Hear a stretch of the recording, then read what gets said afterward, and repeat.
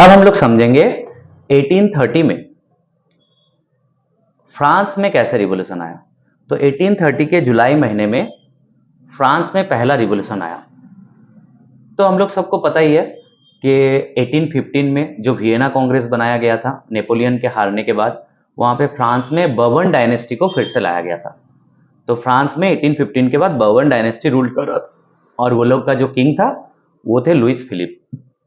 तो जो लोग लिबरल रिवोल्यूशनरीज थे वो लोग फ्रांस में अपहेबल लाए और उस रिवोल्यूशन के वजह से फ्रांस में फिर से कॉन्स्टिट्यूशनल मोनार्की आया। कॉन्स्टिट्यूशनल मोनार्की तुम लोगों को याद होगा, 9 में पढ़े हो। मतलब कॉन्स्टिट्यूशन रहेगा, उसके साथ साथ राजा भी रहेगा। मतलब लुइस 15 राजा रहा, लेकिन वो राजा रहा कॉन्स्टिट्यूशन के हिसाब से, मतलब देश कॉन्स्टिट्यूशन के हिसाब से ही चलेगा, लेकिन राजा देश का हेड रहेगा। तो देश कैसे चलेगा कॉन्स्टिट्यूशन के हिसाब से? राजा मेन हेड रह जाएगा। तो फ्रांस में जुलाई महीना में ऐसा अपहेबल आया और जो लोग रिवोल्यूशनरीज थे वो लोग ये मूवमेंट लाए। ठीक है, वो लोग को हम लोग लिबरल रिवोल्यूशनरी बोलेंगे। और जुलाई में ये अपहेबल आने के बाद इसका पहला इफेक्ट मिला हम लोगों को बेल्जियम में।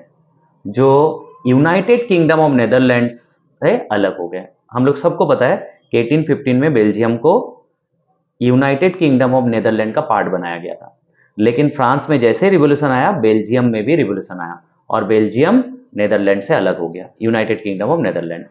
और ऑस्ट्रिया के जो चांसलर है जिसका नाम बार बार आता है, ड्यूक मेटरनिच, बोले भी थे कि when France sneezes the whole Europe catches cold. Okay, ये था फ्रांस का रिवोल्यूशन। अब हम लोग ग्रीक वाला समझेंगे। ओके, नेक्स्ट टॉपिक में।